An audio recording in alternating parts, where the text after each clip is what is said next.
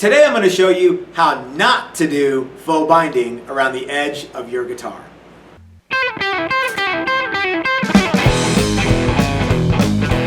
Hey everybody, this is Matt and we're at Texas Toast Guitars. Thanks for watching. We've been getting a bunch of questions lately about how we do that super cool faux binding trick where you have the edge of the top of the guitar actually look like binding. And a lot of people think that you do that by masking off raw wood and then smearing a bunch of stain or dye or some sort of oil stuff all over it. That's not the way we do it. I'm actually going to show you how not to do it and what happens if you just smear a bunch of dye onto wood that has tape around the that you want to have look like binding. So I have a piece of maple. This has a little bit of flame in it. You can kind of see it on the edge. And I just cut it out to match the profile of our honey badger double cutaway. This is, it's been sanded to 220 and I went through all the grits. I started with 80, 100, 120, 150, 180, and then 220. So it's super smooth and it's really awesome. I've got some trans tint dye from StewMac and the guys over at Trans Tint who are super cool. We're going to mix that, dilute that with some rubbing alcohol. We're going to mask the edge and we're going to use this little dauber here, just like they do on the videos from Joe Nags and Paul Reed Smith. And we're going to see what happens and I'm going to show you how to not do it. So I'm going to hand it over to Chris. He's going to mask this off because he's the man. And then we're going to lightly dab on some dye and we're going to show you what happens if you do this to raw wood. Okay, let's get started. When I baby, I want to be in love.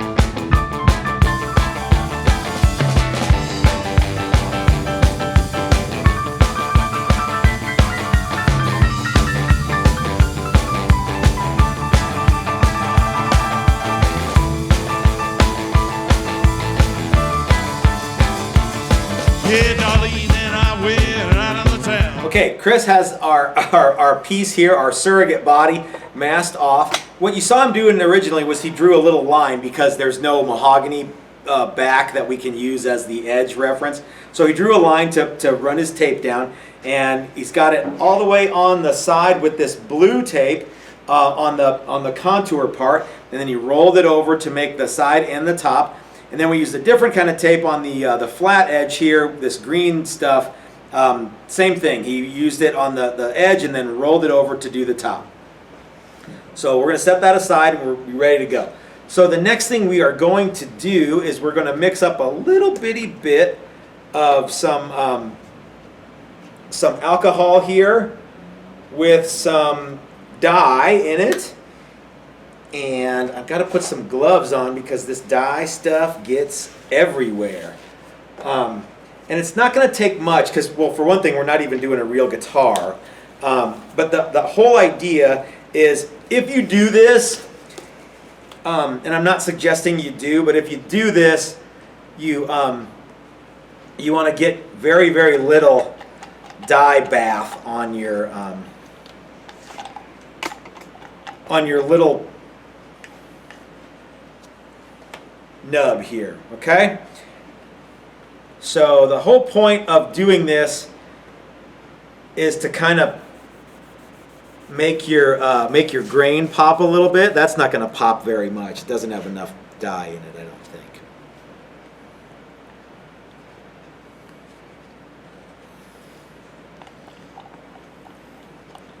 And I'm staying away from the binding edge on this first go round.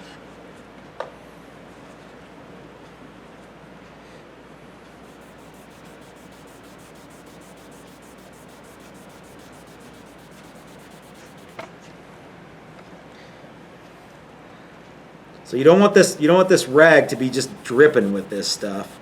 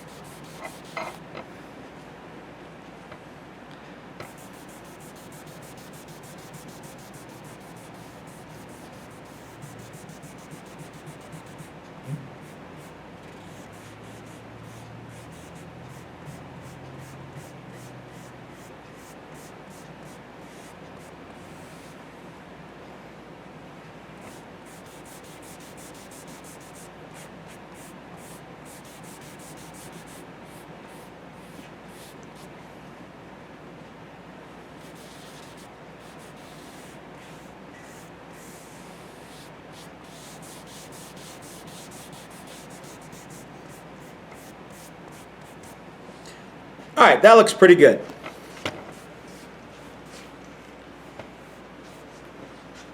So one of the issues that a lot of people have with using dye, you can start to see it right here, is it gets a little blotchy. Now some of that is my technique because I don't do this very often. But you can see where you have some of this, some of this figure here.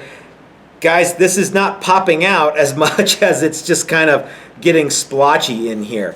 So one of the reasons that we advise you to seal the wood first and then spray the same dye mixed in with color blender to get your oranges and yellows and reds and blacks and browns and stuff like that, is you get a nice even finish and you don't get any splotchiness.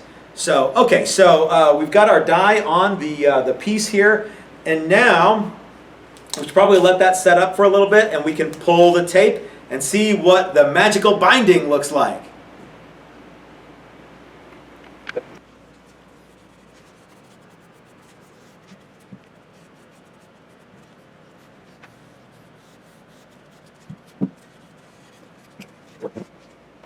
All right, guys, we let this set up for a little while. It is not cool anymore, so we're going to go ahead and pull the tape. And we'll see what the, now remember, this was raw maple with dye on it. What do you think it's going to do, Chris? I think we had a fair amount of seepage. Okay, I think it's going to be 100% perfect. Okay.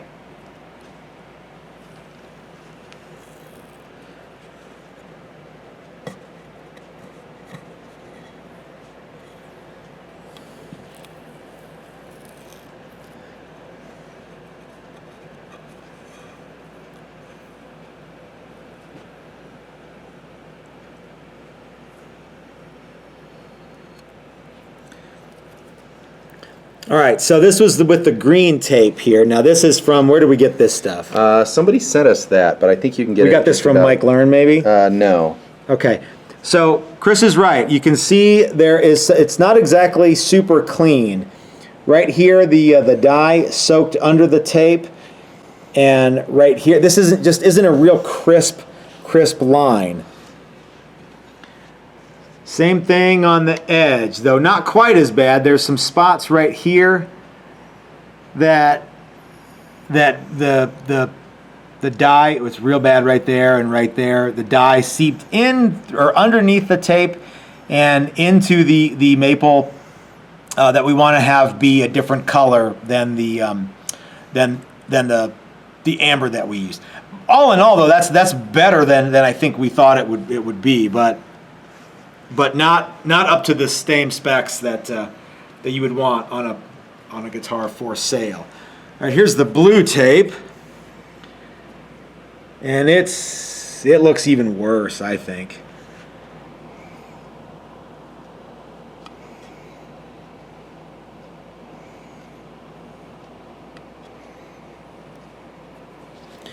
So you guys can see all along here again, it's not bad, but it's just not great either. So you would need to scrape all of this stuff back or sand all of that stuff. Look right here where the tape clearly did not want to stick very well to this arched portion here. This is yeah, that's not what I would want on one of our faux binding jobs. Let's have a look at the edge here. Yeah, actually, the edge seems slightly better than the top. One thing that I noticed is the tape doesn't like to stick to the raw wood very well. Yeah. And I think that's part of our problem here.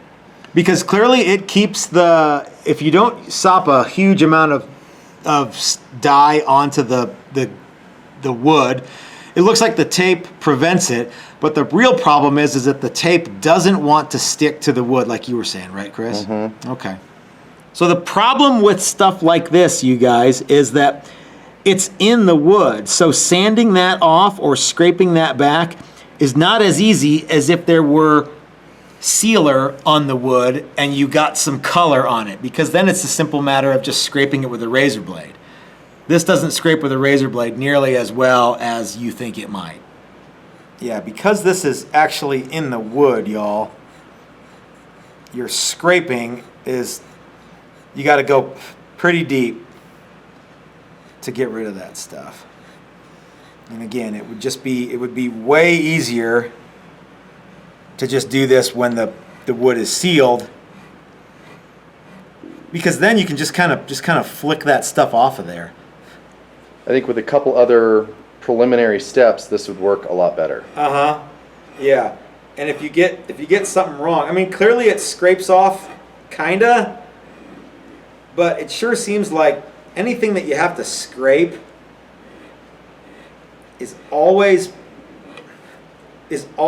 more effort than masking. And if you just mask it and you use and you seal the wood first, then you don't have to do this. Okay, but yeah, I mean, it's all right. This is quite a bit rougher now too, even though we used alcohol instead of water. This side is still silky smooth, and this is rough. It's not a big deal, but it's a thing.